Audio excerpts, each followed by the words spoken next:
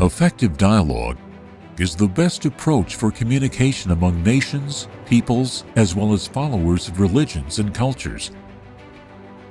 To consolidate the values of understanding and cooperation, serve the peace and harmony of everyone, and work together to overcome obstacles, especially the issues of extremism and severe counter-extremism. The absence of the culture of effective dialogue and its positive spirit leads to distrust among people, as well as scientific and intellectual isolation that generates hatred, bigotry, seclusion, and conceit. This is the reason for most pitfalls of extremism throughout its history and various directions.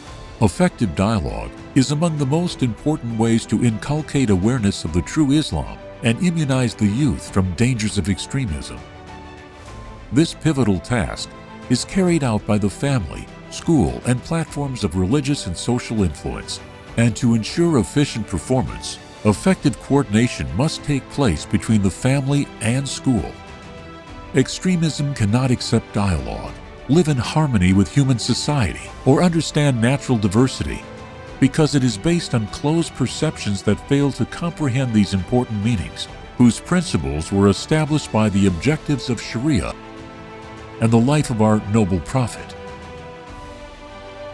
Inefficient dialogue on any subject, especially a scientific or intellectual one, is at the forefront of reasons for why false and misleading information is able to infiltrate minds and why misunderstandings and apprehension arise.